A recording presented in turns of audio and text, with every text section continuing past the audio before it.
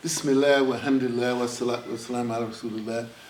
This afternoon we're having something called a Believing Academics book talk. But before we do this, we'll have an opening dua and a welcome, and then we'll talk some more about what a Believing Academics book talk is about. My name is Jimmy Jones. I'm the Executive Vice President of the Islamic Center of America, and I'm also on the faculty as a professor. So opening dua. Sister Firdaus. أعوذ بالله من الشيطان الرجيم بسم الله الرحمن الرحيم الحمد لله رب العالمين الرحمن الرحيم مالك يوم الدين إياك نعبد وإياك نستعين اهدنا الصراط المستقيم صراط الذين أنعمت عليهم غير المغضوب عليهم ولا الضالين آمين ربي زدني علما. My Lord, increase me in knowledge. Okay. We'll have a welcome from one of the members of our student body, Sister Javeria. Assalamu alaikum warahmatullahi wabarakatuh. My name is Javeria Ahmad, and I would like to welcome you all on behalf of TISA and on behalf of the Student Council to this book talk here today. What we are going to see is something that we do at TISA. We're really passionate about connecting with the text. We understand books not only to be a source of knowledge, but also a source of mindful discussion. And inshallah, we are hoping that we have a really good, beneficial session here today, and we take a lot of things that inspire us, educate us, and a different new perspectives of looking at things in life, inshallah. Assalamu alaikum. Wa alaikum salam wa rahmatullahi wa barakatuh. So the purpose of the Believing Academics book talk, first of all, I don't talk about the name. Believing Academics is a term coined by Al-Din Yasaqadi when we talked about what would happen if we had a basketball team and what would be the mascots. We would call ourselves Believing Academics because our institution is based on our belief in Islam, right? But it is based on academic rigor at the same time. So that's where the Believing Academics come from. The book talk comes from the fact that we have a development group and we were talking about what is it that we can do in the run-up to Ramadan that would be beneficial to the Muslim community. And we thought that one of the things that we could do is give people a glimpse of what we do in our classrooms and make that bridge to how people might be able to use the same books we use in their personal lives. So the purpose of this is to introduce you to some of the books that we use in our classroom, some of the concepts we use as a book, and make some suggestions about how you might use it in your personal lives. And since this is a book about marriage, we'll take questions about the book, take questions about marriage. We have a licensed professional counselor on the panel for that reason. And this is a kind of a little peek into what we do at TISA. So I want to say a couple of things by way of introduction before Sister Firdaus and Sister Anika talk. That first of all, that this is a book that we use in TISA 650. It's called Counseling. It's called Counseling in Cross-Cultural Communications. It's a course that Sister Anika took with us a couple of years ago. And what we strive to do is that, first of all, you're not going to become a counselor by taking one course. Sister Nick can tell you that. And we try not to leave people who are Islamic leaders with that idea. You're not going to become a counselor, but you should at least know some of the jargon, some of the concepts, so you can do what's called triage. In other words, when you see something, you should know when to send people to somebody else. And that really is the purpose of the course. It's not to make you a counselor. As a matter of fact, I've sat for years with people with premarital education, and I call what I do, I advise people, right? And I try to encourage people to understand effective communications. When it comes to clinical issues, depression, things like that. This is for people like Sister Anika. It's not for me. And one of the things we advise people in that course is not to try to punch above your level, if you know what I mean. And so understand, so the course is not to teach people to be counseling, but to introduce them to the concepts so they can, if somebody comes to them and they have a severe problem, they can say, you should go to somebody else. And as we know, in our intellectual tradition, there's no problem with saying, I don't know. There's no problem. The biggest scholars, they'll say, I don't know. But this is even more important because people are dealing with life and death issues. The two other things I'd like to say before we go to Ustad Firdaus is one is that this book, like many of the books that we use in the book here, here's a copy of it, by the way. You can get a copy of this. We don't sell books, by the way, but we often give books as gifts. And so if somebody donates $50 or more, they can get a copy of this particular book. So this is a book that I came in contact with in 2010. I know the author, mashallah. He's been a licensed counselor in Arizona for about 30 years, and he wanted to put together his Islamic background. I believe he's from Egypt originally. His Islamic background with the counseling that he'd done in real life, and so this book is very much in tune with our values. We like to say that we're religiously rooted, right? That we're contextually relevant, and that we're intellectually rigorous. There are our 3 R's. We're religiously rooted, contextually relevant, and intellectually rigorous. And so this book is religiously rooted. You're going to find Quran and Sirah and Hadith in this book. You're going to find ayat from Quran in this book. That his understand, most Muslims believe that ilm, the knowledge, comes from Allah through the Quran, right? All the sources of knowledge. And so this is apparent, right?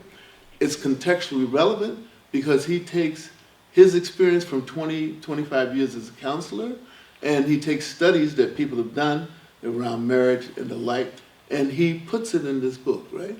And it's intellectually rigorous for that reason, because it's not just somebody talking, well, I think this or that about marriage. He says, I've sat with people, and if you read this book, you'll find that he has little vignettes of people who've had problems, and he lays that out for you. And it's intellectually rigorous because he tries to speak from facts and data and that kind of thing. So I would add that it's a very practical book. There's exercises at the end of each chapter that couples can use. So this is a book for people who are thinking about marriage and they haven't found a potential spouse.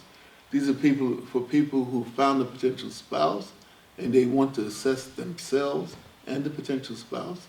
This is for people who are in the marriage and maybe they didn't do any premarital education and they want to back up a little bit, because what he does, he talks not only about the marriage in total, but he talks about the individual and what individuals bring into the marriage.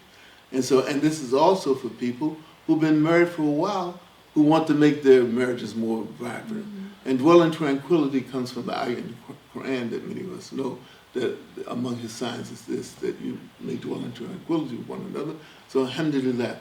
The final thing I want to say about this is that my graduate education is actually in Christian seminaries, and I was at Yale Divinity School, and I ran to a professor, her name was Letty Russell. She wrote a book called The Future of Partnership. And I grew up in the Black Baptist Church in Virginia, and my concept of marriage from the Black Baptist Church in Virginia is that 1 + 1 = 1 in a marriage. In other words, that male and female become married. Of course, if I married somebody, she'd take my name, and we become one. That's what I heard in the Black Baptist Church. We probably heard this amongst Muslims too. But what Professor Russell did, she says 1 + 1, she called it God's math. 1 + 1 = 3 or more. I said, what are you talking about? It's obviously you're not a mathematician, right? Even I know that. But this is what she meant. That in marriage, right, that people they bring their identity into the marriage, and they should not have to subsume their total identity to the marriage, whether it's the male or the female. They shouldn't have to do. And so one is the potential spouse male, the other one is potential spouse female, and two, and this is to me, and this is something we try to emphasize in the class to imams and other people who sit with people, that understand that what you're doing is making something different, right? One of my favorite words is the word synergy. The whole is equal to more than the sum of its parts. So if you want to be, you ought to be in a marriage that enables you to do more than you did by yourself. There's a saying in the street is that I can do bad by myself. And so because the whole notion, and I use the example of a business partnership, suppose one of us had, Firdaus had $1 million, and I had the idea, right? That's why I married her, because she's a millionaire anyway. And I had the idea, we wanted to go into partnership together, because people like to talk about marriage as a 50-50 relationship. I don't think so. I don't think it's true emotionally. I don't think it's true, because we think differently about money. We bring different ideas into it.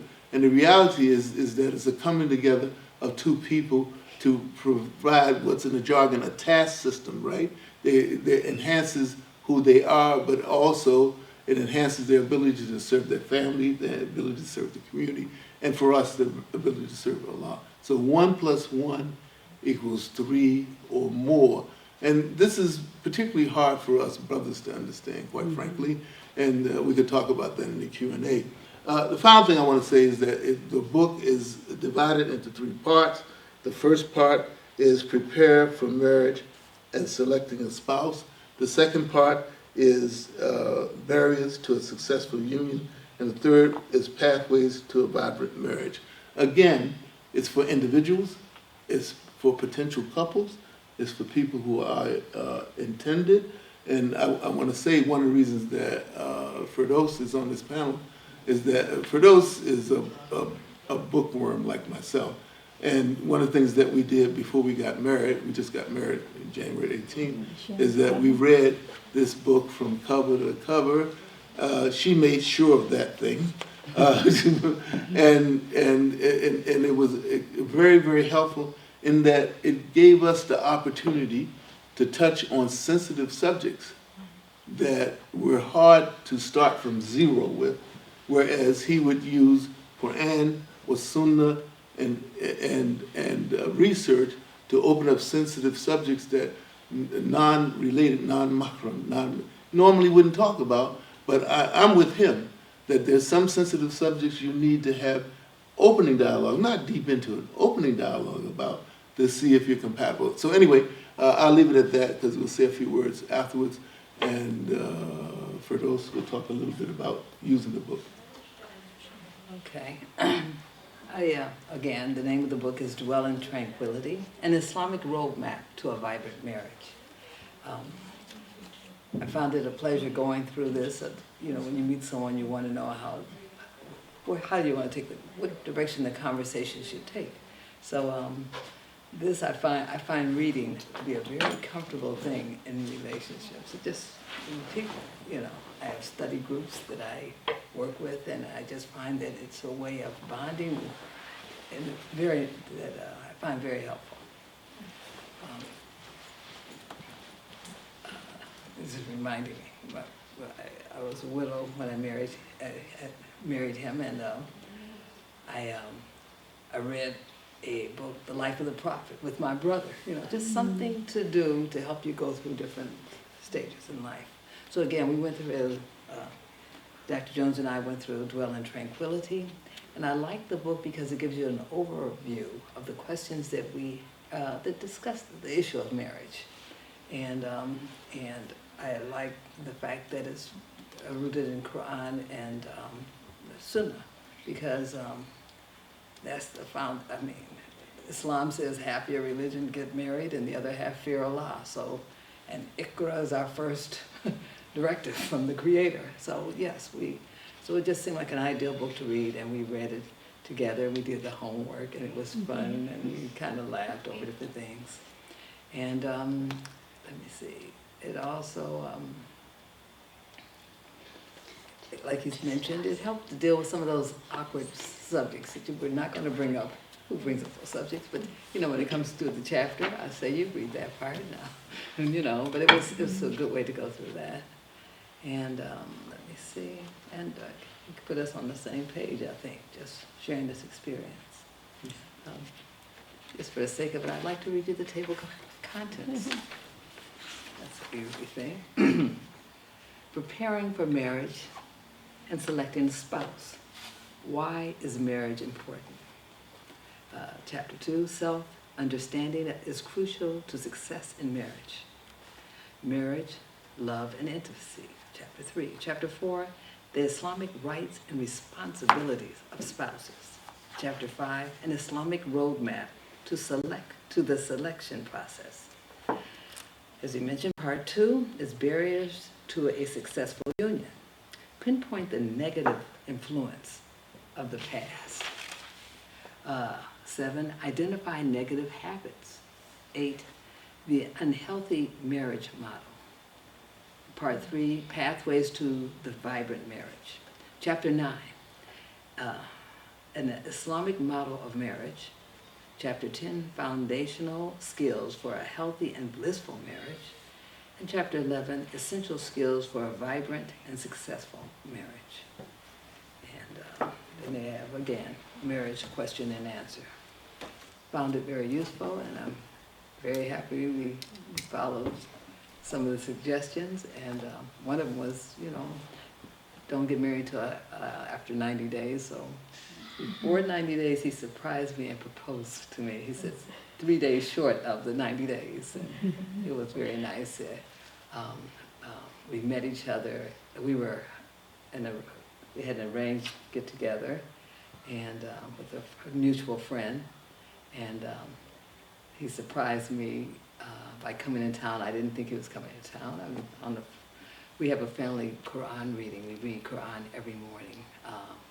My family, my brother invited him to join us, and so I didn't know he was coming in town, and he came in town, and my girlfriend invited me to lunch, and I said, I'm busy, I have some responsibilities. She said, I don't care, you know, he's going to force me to come to lunch. And so whatever. So I go, and then he's there with roses and chocolates, and really married me. So that was at 70. Shattering my image here. At 72 years old, he's 78. It was just very, I didn't know what to do, so I hugged her, of course. So that's my story. Okay. So I just wanted to start off with saying that this book was an excellent book. I'm very picky when it comes to books about counseling that are also coming from the Islamic perspective, because oftentimes what we're finding is where we're hearing things from only the male perspective, or we're hearing things from within those marital stereotypes. And so they're just pushing a lot of what may be appropriate for one context, right? And so I was pleasantly surprised with this book, and that it was contextually relevant. It wasn't pigeonholing certain ideas. It kept it broad enough so that you as a reader, you can look at it and take it in for yourself. And it does talk about, the way it talks about certain specific Islamic concepts, right? Like, I like that he brought up taqwa, which is God consciousness, you know? To me, I look at that as a type of truth consciousness. We have to be aware of the truth within ourselves, the truth within the other person. And so I do appreciate his background and how he talked about this. So, shall I talk about some of my things? Okay, so I prepared a little talk about some of the general benefits of premarital counseling. In addition to reading the book, which is excellent that you both started with that, I do think that premarital counseling offers a lot of benefits for couples. And so I wrote down 5 points. I could probably write down 50, but I thought of just 5. Number 1 is that going to premarital counseling, it teaches couples to have more of a sophisticated communication and conflict resolution skills. Many people are going to be marrying based off of their similarities to one another, but healthy couples are actually aware of and accept the differences among them, like Dr. Jones said. And in fact, they learn how to navigate those things in a mutually fulfilling way. And communication isn't something like saying, you know, hey, I would like to spend quality time with you. It actually, it's a lot more sophisticated in saying something like, hey, you know, when you talk to me like that, it reminds me of my father and how I felt helpless, ignored, and isolated, you know? So the key, I think the number one key thing, which is also illustrated in the book, is that healthy couples, they know themselves. They're self-reflective. They lead with self-knowledge. And so when they approach communication in a marriage, they're able to easily communicate their needs and wants with their partner while being respectful and also acknowledging the needs of both people. I like what you said, Dr. Jones. In psychology, we call this like the I-we concept, which is that in each relationship there are two I's, and I use my hands to describe this with my clients, and it takes two well-defined individuals, not two blurry individuals, to come together and create a union. You know, I use my hands because I'm like, if my hands were blurry, they would blur into the air around them. And so when you have two blurry people come together, it creates a mesh of things. And so having a clear identity and then coming together from that place is so very important. Some of the main issues here is that when a person lacks that self-knowledge, they're going to expect their partner to do the hard work of getting to know them, and they won't have the words to describe what's going on with them or why. I have a client who recently I was talking to her, and I was asking her, what do you need? And she says, well, I need him to understand. And I helped her kind of unpack, like, well, what does that look like? Because, yes, we all need to be understood. But what she was really saying is that she wants him to sit with her for 3 hours or more and really dig within her to figure out what it is she needs and ultimately fix it, if you know what I mean, right? And so even though we may have self-knowledge, there could be certain other dynamics. Another issue, which I think you touched on, Dr. Jones, is having an unhelpful power dynamic. So when we do this, that's one thing. But then if I do this, that's another type of relationship. And so when couples who do this have conflict, oftentimes they bring in the idea of disobedience or disrespect into that relationship. Healthy couples, they do argue. There's differences amongst them. But at the same time, they know how to casually disagree, how to kind of communicate those needs casually. Number two is a big one. It's the alignment of expectations. Expectations are the pre-programmed assumptions that we make about ourselves and the world. And so we're more likely to either consciously or unconsciously expect our partner to play the same roles of the things that we've witnessed, say from our parents. So for example, a person may come to me and tell me about their assumptions in marriage, and what they're really saying is maybe they expect, maybe they've seen their mother coddle them, so to speak, and so they want their wife to coddle them, right? Or a woman might say, well, daddy, I was his favorite, and so she wants to be the favorite, even above the children, maybe. Or they might be like, mom and dad were never there for me emotionally, and that's what was normal. So every time I had emotions, I would get space. And so now they're coming into the marriage, and every time they're emotional, they're saying, I need space, instead of connecting, So if we copy and paste what someone did in their generation, in their culture, in their specific situation, we really need to ask ourselves, will it work for me, in my context, in my situation? And a lot of the couples that come to me, what I see them do is that they're like cherry picking. They're cherry picking from everything they've seen on social media, from everything their parents or their families have told them, or what they've learned in Islam or psychology, and then they're like creating this image of what they want. And then they're going out there in the world and trying to find a partner that fits that image. And unfortunately, that leads to a lot of perfectionism, all right? And unfortunately, our young generation are rejecting and canceling people who don't find someone that matches that image. I want to add here that having a little bit of knowledge is dangerous, and that seeing another couple from the outside, and say, for example, that's an influencer couple they've seen on social media, or you're hearing about someone else's marriage and you're saying, oh, look how they are. That can be dangerous because you don't really know what's going on inside, you know? Even we may emulate our parents naively based off of what we have seen from the child's perspective, but do we really know what our parents went through? You know, what kind of sacrifices and what kind of hardships that they what internal battles that they had to overcome? We don't. So we can't just base marriage off of that very superficial image of things. And alhamdulillah for TISA, by the way, it teaches us to really dig in and have really rigorously look through the details and the nuances. So I find that to match what I do as well, as that's what I do as a counselor. But number 3 is understand their family dynamics. That is so important for us to be able to see what was their experience. Because the greatest predictor for how they're going to show up in the marriage is what they saw, how they were treated, what their role was even in the family. Were they the golden child, you know? Were they the scapegoat? Were they mommy's therapist? You know, who were they? And so it's important to know that if they're not aware of that, they don't have that self-knowledge, they're going to repeat that pattern. And what I often find is they're going to take one of a few approaches. Number 1 is they're going to repeat what they've seen. Number 2, they're going to rebel from what they've seen, okay?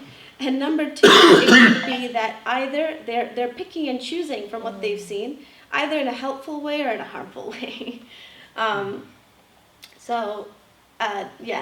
Number 4, I think I had to put finances here. I mean, that is a big issue. And I know that in the book, he has a whole chapter to talk about finances. Understanding a person's relationship to money or resources says a lot about them. And notice how I didn't say how much money they make, right? That's besides the point, although that is important. What's more important is like, what is their relationship with money being a resource? Does that person have a lot of debts? Do they have to buy the newest things? Do they give away all of their money to charity and leave a little bit for themselves? Do they feel obligated to send money to their parents or family back home? If so, how much? How often, right? I think we feel afraid to ask the details of things like this because they are personal. But if you're going to spend the rest of your life with this person, I think it's important to know those things. And number 5 is commitment. You know, oftentimes what we're seeing is an overcommitment or an undercommitment. Commitment means that you know all of this person and that you plan to stick by with all of that, all right? It doesn't mean that you only commit to them when it fits your cut-paste image of who they are and then otherwise just, cancel them. It means that through thick and thin, you know, through sickness and health, we are going to stand by them. At the same time, commitment doesn't mean no matter what, I'm going to stick around, you know, and take on abuse or disrespect. It's important for us to know how to set boundaries. So something I pay attention to in these Islamic books is how do they talk about boundaries, you know? Commitment's such a big issue with the young folks because they've seen their parents commit to such a degree that they live miserably with one another. And so our younger generation, they're afraid of that. As soon as they see that thing, they're hesitant, they're avoidant. But by going to premarital counseling and identifying these issues, we can start working on them before they become part of your day-to-day reality, all right?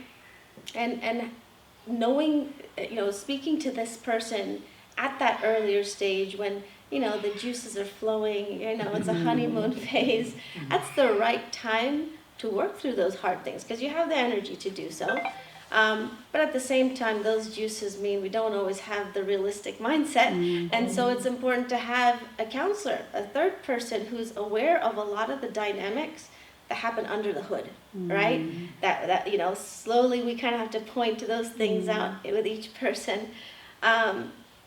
So, yeah, I wanted to just say that, my specialty in particular, I think it's working with identity and intersectionality and how our identity as our personality, our family, what we've been told, our roles, our socialized identity, right? Our gender identity, our cultural identity, and especially our religious identity, how these things all come together to maintain or sometimes to kind of break down a person's mental health, And so what Tisa's given me, alhamdulillah, is the ability to wade through that complexity, And especially with books like this and the encouragement of the professors, we're able to ask the hard questions that otherwise we're not allowed to ask. SubhanAllah, I just came back from a masjid where there was a lecture given by a woman, and it was the same old tropes being told to women. Sacrifice yourself, you don't matter, detach from yourself, this world is corrupt, just connect to God, right? And I think that's what's harming our marriages. Both men and women are being told this. And we need more of a practical framework. So that's what I have.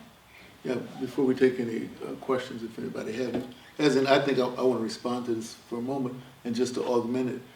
Number one, there's a difference between premarital education and premarital counseling. And what I mean by that, what we generally call premarital education is really telling people about rules and regulations and fiqh. And really most of the marital books that I read I've been doing this about 20 years, that's what it is, the rights of husband, the rights of wife.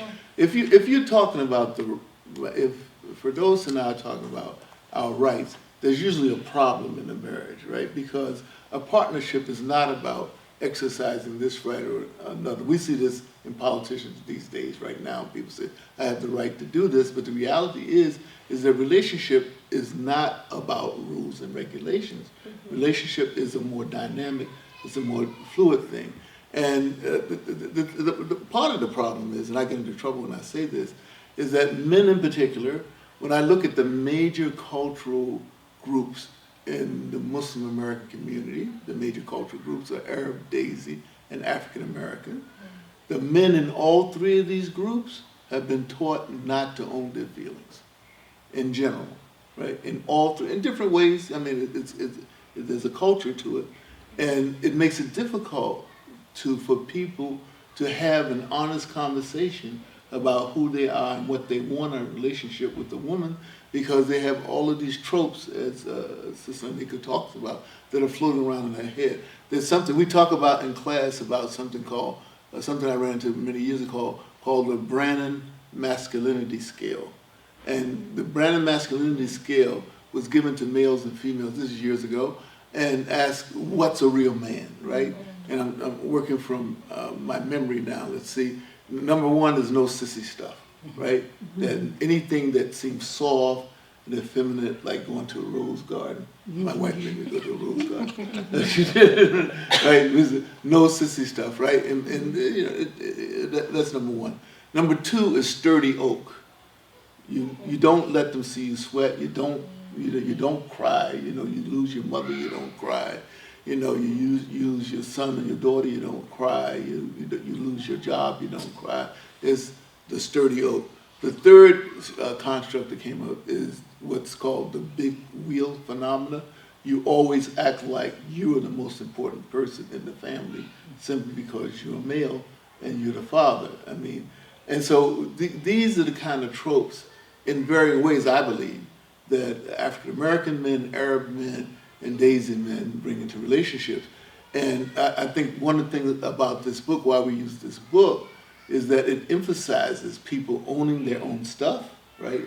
This is a thing from counsel on your own stuff. In other words, you shouldn't project your feelings onto the other person, your feelings of insecurity on other, because typically, both males and females enter relationships with insecurities based on the craziness in this society and their past experiences. And so when you run into a couple like us, we've been around 7 decades, like we've seen a lot of stuff, and we've been through a lot of stuff. And I think, for those who can speak for ourselves, that we start out always insecure about, you know, how is this thing going to go? Am I going to run into the same situation that people are going to? And so that's one thing. I didn't mean to be this long. The second thing is what Counselor Nika said about commitment. You have to be committed to both the person and the marriage. And she said this in a different way, right? That a marriage as an institution is something that Firdaus and I talked about a lot, is that we love the institution of marriage for Muslims on the macro level, and obviously we love it for ourselves. And I mean, since she tells marital secrets here, we are in love with love. So right, she said she'll get me for that one.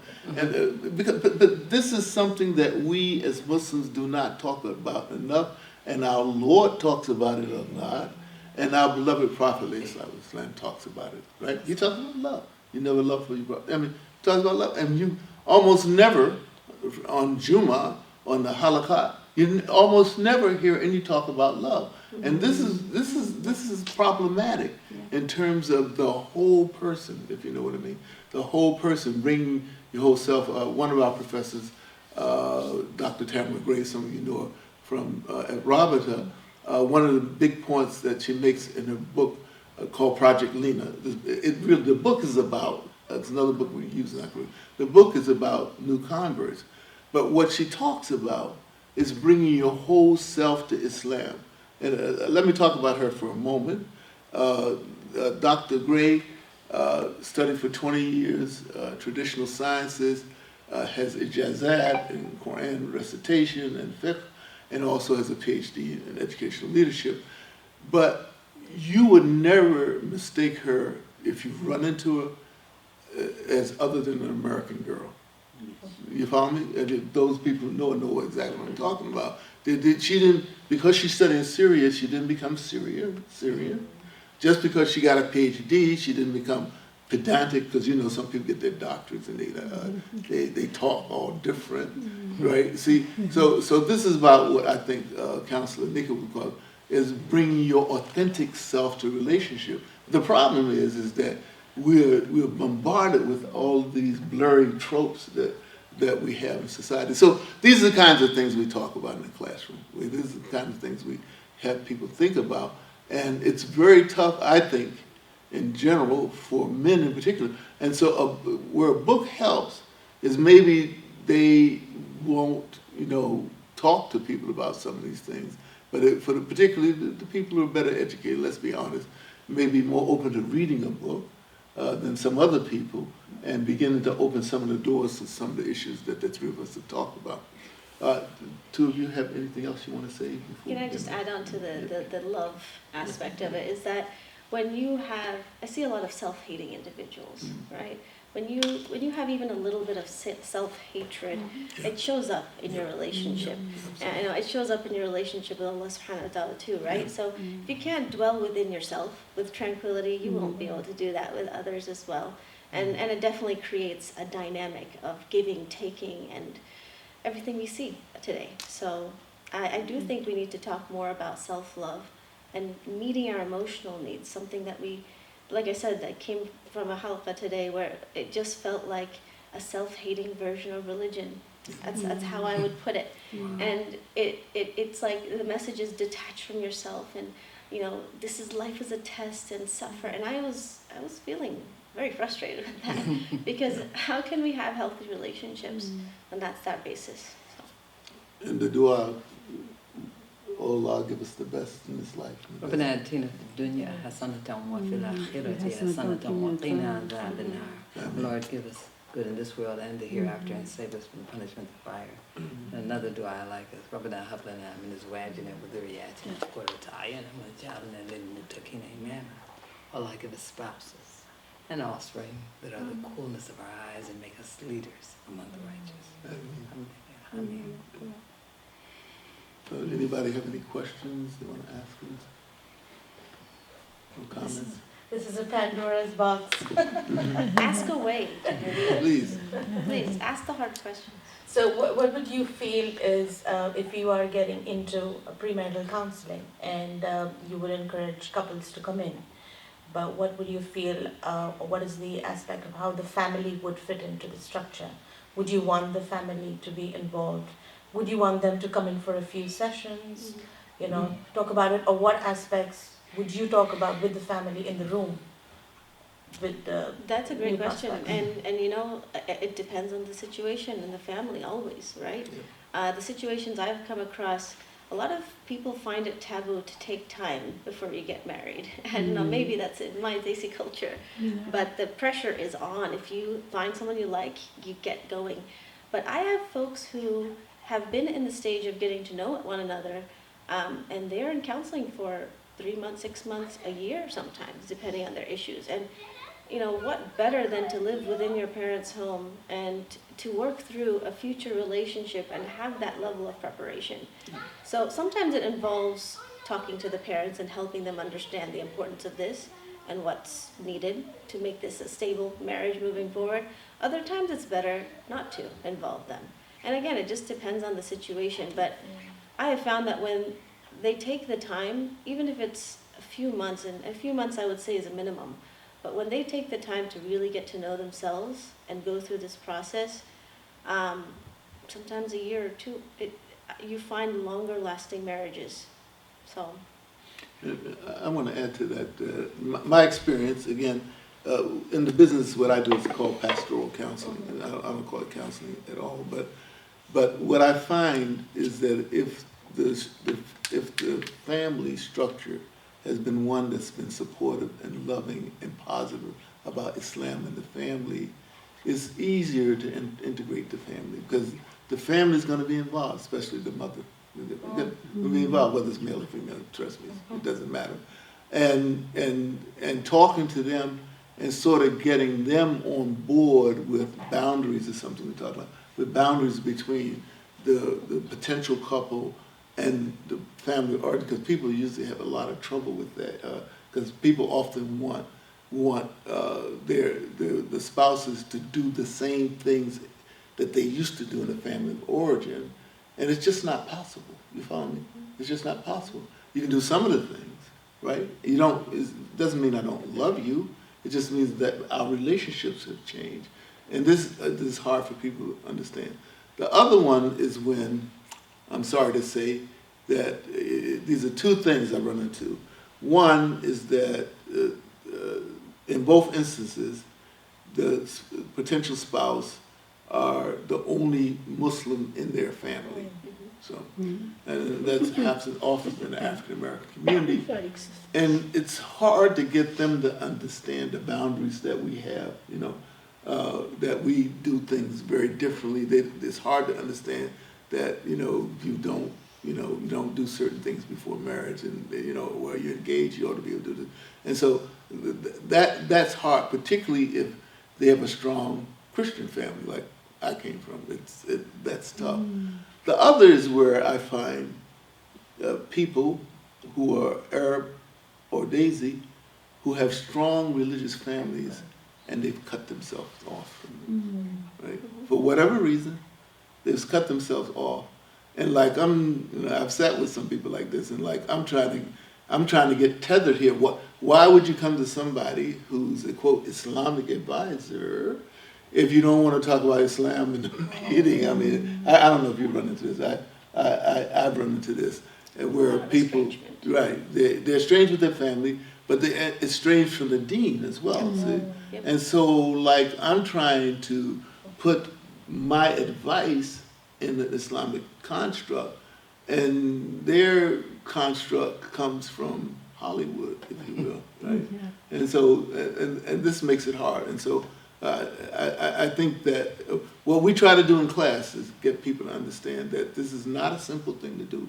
It's not a simple thing like just giving people a few hadiths and ayats of Quran and these are rights, because this is what used to happen all the time.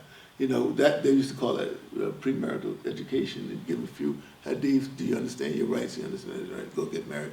SubhanAllah. So it's more complex than that. And these rulings need to be flexible and compassionate, like how we go about the process. I do think that we need to be more open-minded, and maybe that's especially South Asian community that I see a lot. You know, so what if you get your nikah done, and then you spend a year or two, finish your education, go to counseling, really get financially capable, right? Why not let them, be intimate, during that process, right? I think a lot of our cultures, especially my culture, I can speak for, we're not very open-minded. And that is the biggest issue. It's not the Islamic fiqh or the rights and the rules. That's not what's getting in the way. Because Islam is flexible. Yeah.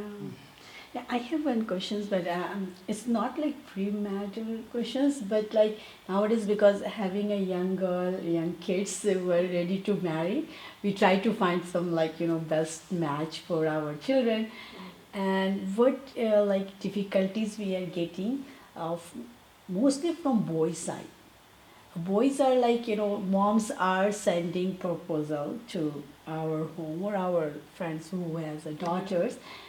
And everything is okay. Mom say, okay, we'll like your family, and family likes them too. But boys, somehow they take a step back. Like, no, I'm not ready for marriage now. Fear of commitment.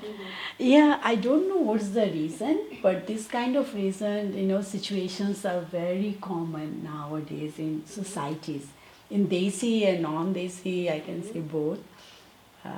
But same that some girls are also like denying to marry some, and their age is alhamdulillah, I say they're good, like 26, 27, 28.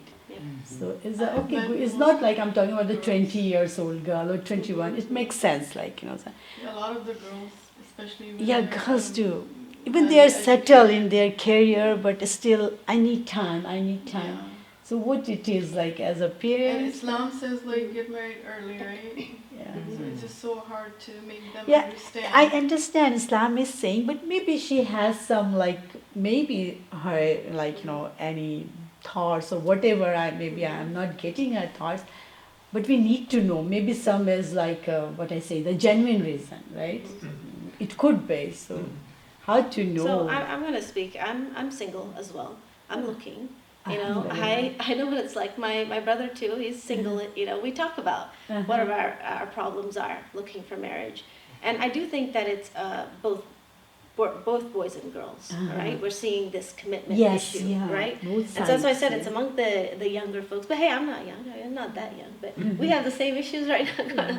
I think that what I've noticed mostly is that people are afraid of traditional marriage. The traditional idea of marriage is scary. Okay, so let's say for these guys, okay, what scares them is that they're going to have to be that provider. They're going to have it all together, in control, be a certain place, and then the expectations that might be coming from the other side. They feel like they have to have the answer for everything, and it could be that they have not fully emotionally matured, which is thankfully talked about in this book, actually. I'm so happy that they've talked about emotional immaturity.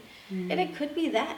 It could very well be that they're just not ready for that. Maybe they have parents who are hovering and smothering over them still. They don't have a defined sense of self. And this is both sides, right? Yeah. I feel like that's the major issue there. And for girls, it's that, I don't want to feel confined. I don't want to be subjugated. I don't want to be controlled. And so it's as if these assumptions, like I said, they're assuming that man to be like their dad's or their traditional version of husband. So far I figured right? it out. Yeah. And so I think they're both kind of uncomfortable, both men and women. They're very uncomfortable with the ideas of marriage. And it's so hard for them to be open-minded and break away from that. Number one, because of their own parents, okay? And like Dr. Jones says, when the parents are a little open-minded, then the kids have that flexibility, right? But when the parents are hammering this one version of religion, of culture, of, well, this worked for us and we committed and we just got married. No, then they're not open-minded with their children. Those children are going to feel not ready. It's a battle between Hollywood and home. See, Yeah. and when I grew up, I'm a convert to Islam, and I grew up in the South in Virginia, in the Black Baptist Church. What was being taught in school and in the home and the church was the same. It was the same. My school teachers went to my Sunday school. These are Christians, right? They went to Sunday school, and sometimes they talked to my parents at Sunday schools like that. And what we're experiencing is a situation where there's this pressure now for this individualism, right? That I need to make it on my own before I make a partnership. I tell young people that there's nothing like a marriage that's based on Quran and Sunnah that will be emotionally, intellectually, and financially, by the way, fulfilling. Because I believe this. Because we have, my wife and I, we talk about there are boundaries that we have. We have parameters for all of this, right? And so they're not rules, right? They're parameters for all of this. And to me, if you look at Islam, you'll find that Islam encourages us to encourage one another, to grow one another, develop one another. Look at Khadija, may Allah be pleased with, and Aisha. With Khadija, without these two women, may Allah be pleased with them, we would not know Islam the way we know it today. We would not know it because remember from the seerah of our beloved Prophet ﷺ, that he had self-doubt. I mean, he had self-doubt, and his wife helped reinforce his understanding of prophethood, and that we wouldn't know many of the things that we know about the Prophet ﷺ without Khadijah teaching and reporting. And so my point about this is that neither of these women, by the way, were shrinking violets, right? There's nothing in the text that tells you that either one of these women were under the thumb of the Prophet ﷺ. There's nothing. It's just the opposite, right? Particularly with Subhanallah. And so what I say that, and my wife often says this, what would the Prophet do? What would the Prophet do? What did the Prophet do? Because I'll stop. We as Muslims have lost our way in general, right? In general, but on this, you cannot have a strong community without strong, vibrant marriages. It's just not happening because you're going to have chaos, right? People doing all kinds of things because they're not married, they're waiting to get married and worried about money and that kind of stuff. So anyway, I think we're talking about the problem, but I think the point is that parenting has to be more positive, but also set boundaries, right? You can do both at the same time. You can encourage a positive self-esteem while setting boundaries at the same time. It's possible. There's a book that we read in one of the classes by Sachs. It's about parenting. It's something about the loss of parenting. That in this country, in the United States, this is a pediatrician. He talks about that many parents want to be either the friend of their children or they want to be the jailer of their children. There's no in between, right? Either they want to be their buddies or they want to have them on their thumb. Yeah. And it's more like it's in between, right? There's certain things that you're just not going to allow your children to do. On the other hand, you want them to grow up to be healthy, self-confident human beings. And it is doable. It sounds complicated, but it isn't because we can look. I know I can look around. I see families that do this. I don't know the rest of you. I see families that do this, and that we need to hold those families up and say to other people, rather than you should do this, do this, but you should connect with those families and see what they do, inshallah, to learn from them. That's the way we learn from example. And to me, one of the major reasons why so many young men and women are reluctant to get married is because many of us have shown them lousy marriages. Yeah, because having lots of friends, everyone has the same concern, like, why our children are not ready. Even their parents gave them like freedom to go, and if you find someone, let us know, and we all get together and do the, happy marriage. But still, the boys and girls are like reluctant what he is. Yeah, same issue Yeah. everywhere.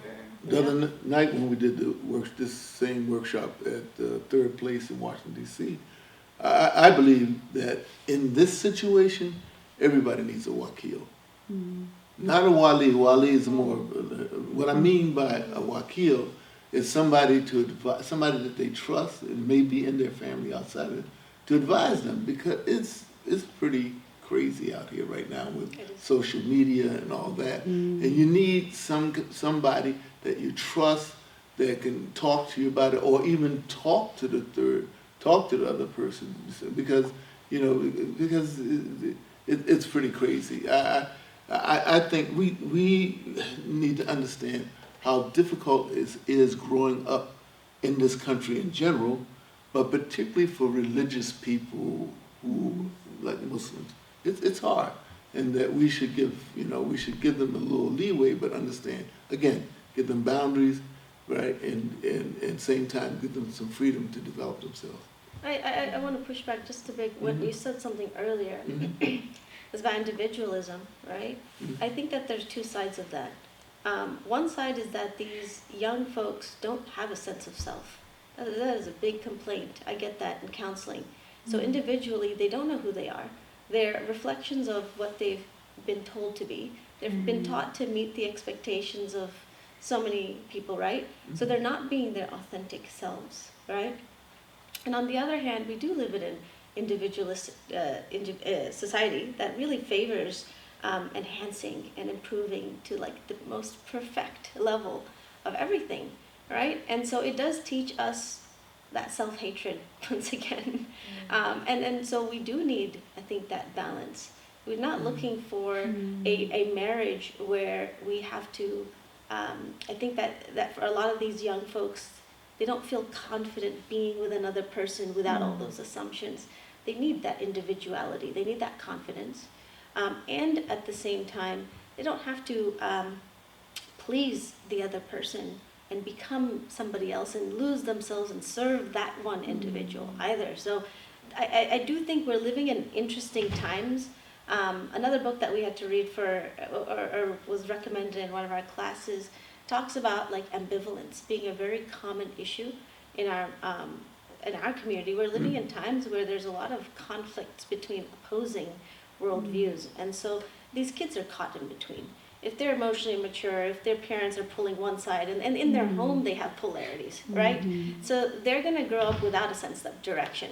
They're going to flit back and forth, and I mean emotionally, cognitively, all right? I'm talking about in their ideas of things. They're flitting back and forth in a way that's, unfortunately, I'm seeing it very common, I do think part of the process of searching for marriage is to really find yourself. And I tell, my greatest advice to, especially Desi culture, something we don't do, is to allow both the man and the woman to live on their own for a year, at least a year.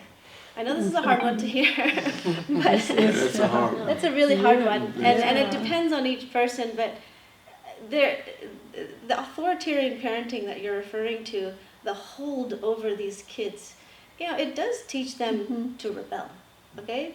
At some point, they're going to rebel, whether it is, at home, or whether that is when they're living alone, or when they're with that partner. So get it out of the way, right? And then there are those who are too friendly and they're smothered by those parents, right? They also need to live alone. Think for yourself. Do your laundry and wash your underwear by yourself. Pay the bills. Do it without your parents' help, And it teaches that firming up of an individuality that is necessary in that relationship before they bring in a whole other person. So I think we're dealing with some paradoxes here. Yeah, I don't disagree with what you just said in the beginning, because it's 1 + 1 = 3 or more. There's a book I read years ago.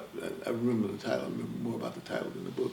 Do I have to give up me to be loved by you, right?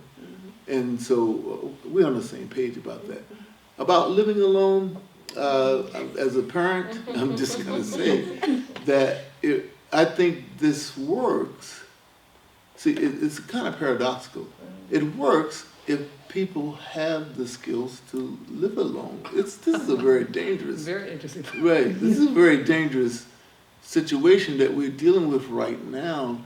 And if people, it depends on what you mean by living alone. Because if people have good role models and the parents encourage healthy relationships, that's one thing. But if it's the opposite, it's a tough. My pushback would say it would depend on the situation where the family where family's so enmeshed, for instance.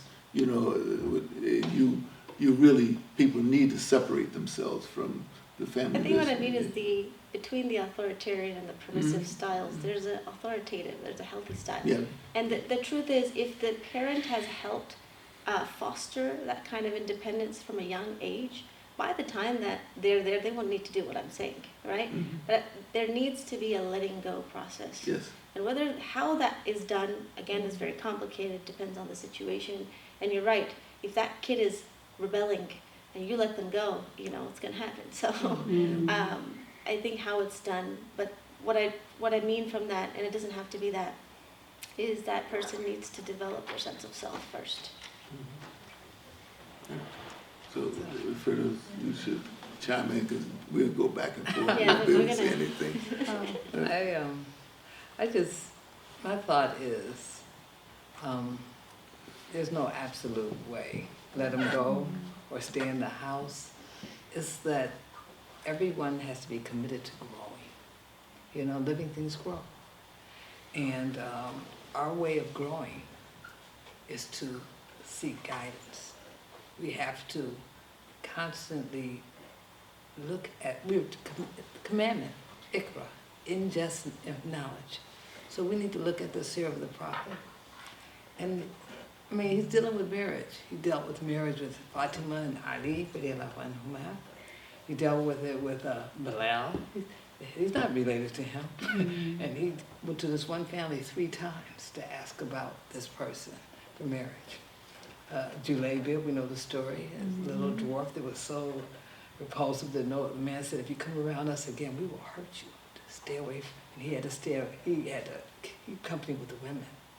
Then the Prophet ﷺ went to a really highly respected family in Medina, a beautiful and prospective bride for someone, and he asked the parents, and the father was elated because he knew it had to be the Prophet wants to marry our wonderful daughter. And she said, oh, yeah, he's very proud and happy. And then he said to Juleibib, he said, oh, let me go talk to the mother. And then the daughter says, send me to him. And she understood her deen and her purpose for creation well enough to embrace that idea and marry him. And that dwarf died a martyr. They tried to figure out that everyone, after the war was over, everyone asked, the Prophet asked, did you lose anyone? I lost my brother, my son, and he said, I lost Juleibib, find him. And they looked all over the place, and they found his body next to, I think, around 6 people. Maybe he had a little technique, he acted like he's dead, then he killed somebody. But anyway, the Prophet said, he is of me, I am of him. And he held him in his arms until while they dug the grave for him. But the Prophet was very much involved in marriage. He did it for people in his family, outside his family. I think as a culture, we need to look out for each other. It's not good to have to be shopping. You know, it's awkward for a single woman to be trying to find a husband out there, you know? But you need brothers and sisters and friends who understand this is half of our deen, to look out for you. And the way we met each other is a mutual friend. You know, she works for TISA, and she said, what about this person? I said, well, it's not time yet. And she kept asking me, then I say, okay, this is a time period I'm open. And so that was in July. And this is Highly rewarded, actually. this is January. We're married, and I am so grateful. And my 44 years of Islam all comes into play. All the things that happen in my life, I understand. You grow, you know. But yeah, so it's there's no set way, but the commitment to our own personal growth as Muslims is important. And this issue of, you know, marriage, half our religion, yeah, we need to put some serious thought in developing ourselves for it and understanding what's, you know, required to make it a blessed marriage. One more question. Yes. So if we have two people come into the marriage, they're coming into counseling, premarital counseling, and they have some preconceived notions, they have ideas, you know, they have their experiences, or they have some impressions. How would you, you know, assist them deconstruct that to, you know, Yeah, I think I'll let you go first on this one. start afresh, you know, like. But the point is that this is what life is like. When you enter TISA, even though you've been to school before, right? TISA is not like the schools you went to before, right? And so you're called upon, right? You're called upon, but there's some things that are alike now, because people love people, right? So we're not saying people are totally, you know, you're called upon to use, you know, what you learned, but understand that this is a new situation. And these days they call this emotional intelligence, you know, understanding situations like that. And so I think probably this is the kind of thing that Counselor Nika teaches people. Because again, particularly for men, you know, we need to understand that things aren't cut and dried, you know, that either this or that or this or that, my way, the highway, this kind of thing. And I think what I spend a lot of time doing when I'm advising couples is helping them learn how to communicate with one another. I tell them my primary thing, I'm not an island, and I'm not a clinical person. If you got something wild going, you got to go to them. But what I endeavor to do is get you to learn how to make I statements, get you to own your own stuff, and get you to hear what your partner says. And reality is, in my experience, a large number of problems I encounter is because people do not listen to the other person. They don't listen. That's true. Particularly us guys. So. I think emotional intelligence, both genders struggle with different things. The men struggle with basic awareness that they have emotions. And I think the women struggle with, what do I do when I have emotions? Like, I can name them, but I don't know what to do with them. Okay, so I think counseling, that's the answer, right? Now, when they're in counseling, they might come for one thing or the other, and they're like, oh, I just need 1 or 2 sessions. Oh, I just want to work through this issue. It's never that, you know. It's always going to be the tip of the iceberg. So when those issues arise, and I'm hoping both partners are involved in this, right? It's not just one person coming. That's already a red flag. But the issues are going to be layered. So if there's anything we learned at TISA, right? Everything you know has to be deconstructed. So the first part of the process is deconstructing all of that. Everything you've learned from your parents and about love and marriage and the definitions of all of these things has to be deconstructed. Now, not everyone comes to premarital counsel to do all of that, I understand. But it basically helps them to see that, hey, here is a place you can go to where you can start this process together. And maybe they have a good experience and they don't get through all of the issues. They get their nikah, they get busy with life and whatnot. But they're like, hey, you know what? That really helped us. So now when we have issues, let's go back to that space, right? Because I personally think it doesn't end with premarital counseling. I think it goes into marital counseling and individual counseling. You know, there are things that they'll both realize is like, oh my gosh, I thought that was you. That was actually me. You know, it takes a lot of courage to say that. But, and there is, I think if we're interested in that level of growth, we're really going to go through those layers and see so many things. Because if we want to raise children, by the way, who are on that right path and who don't grow up to be afraid to get married, then we really have to ask ourselves the hard questions. And like in TISA, we're taught to embrace the uncomfortable truths. I would say that as a counselor as well, we have to embrace the uncomfortable truths of ourselves, of our history, of our culture, of the things we've learned, right? So it's a long journey. In our culture, we just learn about sabr. Oh my goodness. That you will be highly rewarded if you. I know. And it's that version of religion that I don't think is religion. Alhamdulillah for TISA, I can now say that. But I would say that's the culturally constructed version of our religion that is often passed to young women. You know, I think there's so many things I can say, but when we took the hadith class, there was a book of hadith that's passed to young girls. You know, and those who know what I'm talking about, right? And it is one of those legalisms around it, and you know, you kind of just thrown into that. But we're not, this should be a conversation we have with our mother and our father. You know, we should be able to learn the wisdoms from our aunts and uncles and learn from their marriages. Why can't we do that? Why is it that when it's time to get married, then we talk about it? Like a lot of these girls, they come to me and they're like, even telling my mom or dad that I'm ready for marriage, I'm scared. Can you do it? I'm like, okay, let me help you so you can do it. There is a section on sabr in the book, but it's used differently. Yes. It's be patient with your partner. That's different from be patient with whatever. Or through the process. Yeah, be patient with whatever they do to you. No, and it really, the way he focuses in terms of communication, that oftentimes we don't hear the other person. We don't have the patience to sort of put yourself in their shoes. I mean, men don't, and women often don't.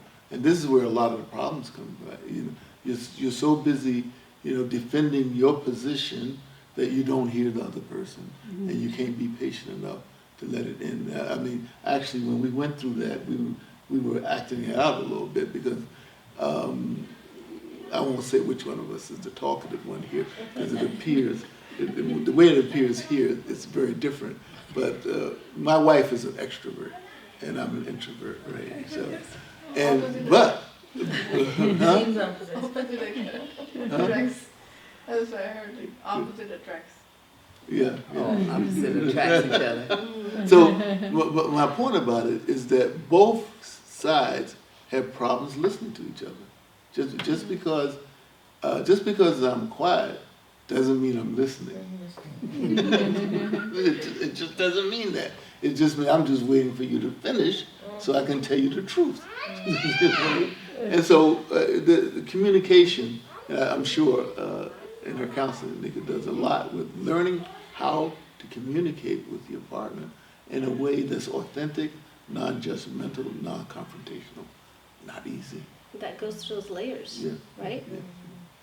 Yeah, they also have a lot of real life scenarios, and that's nice. It really makes it real to us. How about the personality conflicts? Like, if you have two different personalities, does this book talk about that part, personality perspective? It goes, they give a lot of examples on everything. It's a very comprehensive book. I think that's a detailed topic. Yeah. And we're very different, right? When you say Yeah. we approach Islam very differently. I tell her sometimes you need a hug. That's his answer for all the things I differ with him. I say, okay, because a lot of times, I think a lot of us, we're lonely and we don't even know how lonely we are, as people.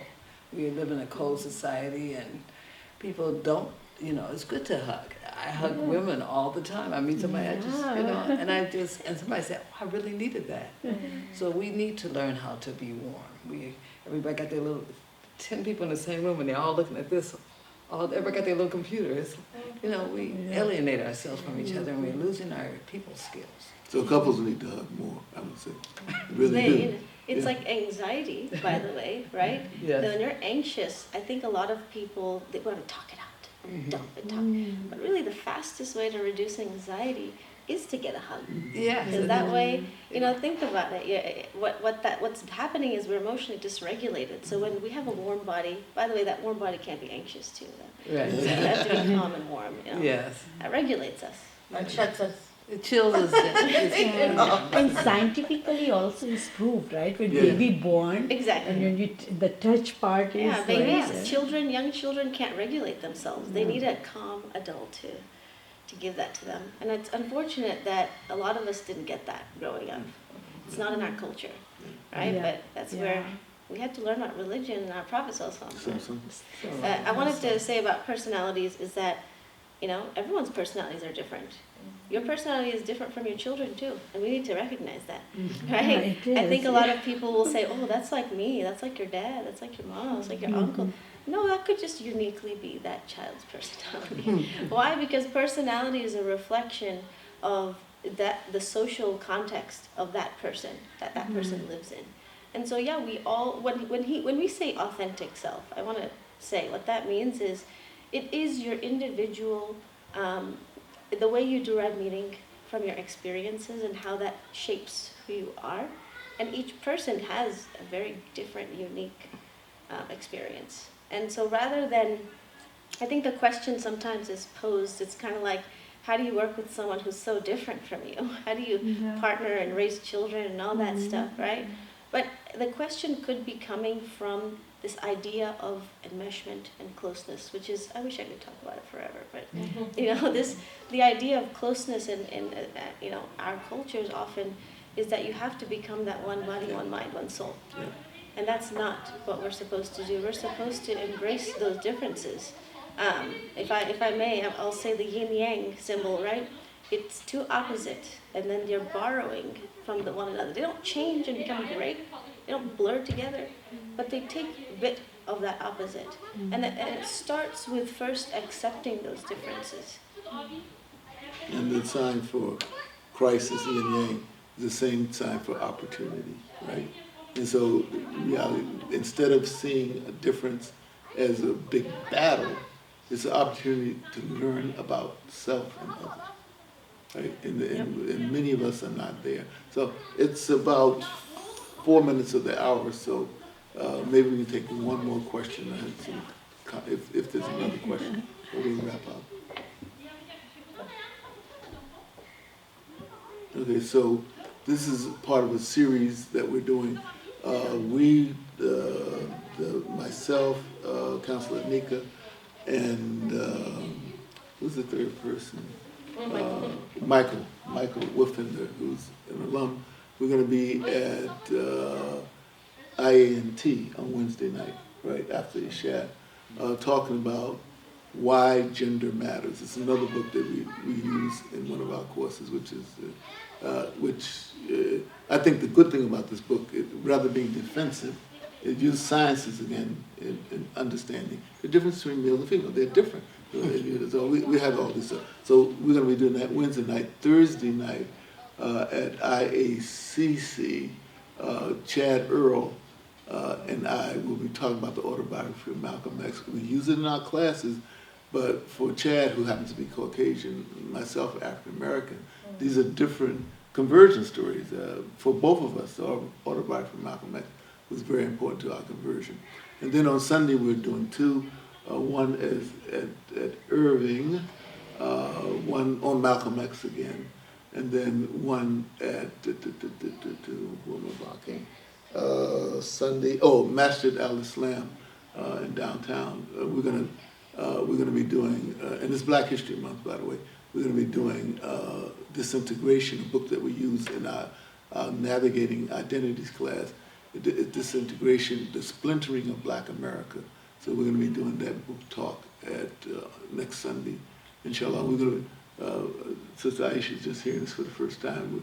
I'm going to give you the details, so we'll be posting it, all of these. But again, it was an attempt to give back to the community as we run up to Ramadan.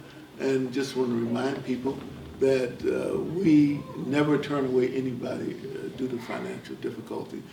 We started with very little money in 2019, and maybe we had about $75,000 when we opened the door. We looked around last year and found out that we'd given out over $1 million in financial aid because we want people to learn this different way of approaching our deen. We want to produce leaders. And so we have MOUs with institutions to try to develop leadership and also give people free tuition. So those of you who are watching this, if you think it's going to cost too much money, you can't afford it, please reach out, go to our website at islamicseminary.us, look at our programs. We have a couple of new programs. One is Islamic Leadership and Management Certificate for people who don't want to take a master's, but want to sharpen their leadership skills and connect it to Quran with Sunnah. It's for you. And then we have special initiatives for leadership with tuition free for women in leadership, and also for people who work in the urban areas. Many of them African Americans and Latino, but anybody, because everybody, they're Arabs and they working in the urban areas. And so this is what we're trying to do, is bridge the gaps within our community. And so we invite you to join us. And so thank you for taking your time to be with us. And we'll close up with the dua.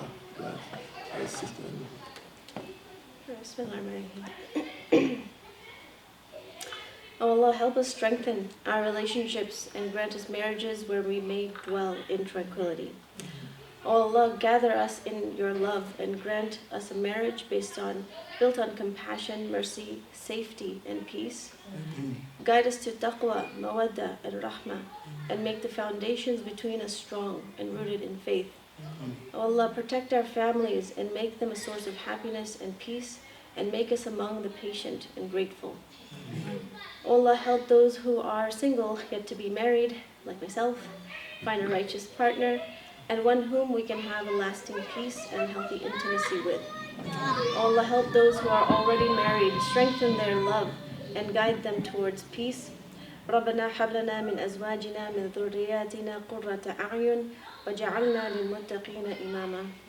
آمين. Barakallahu feek. Alhamdulillah. Jazakallah.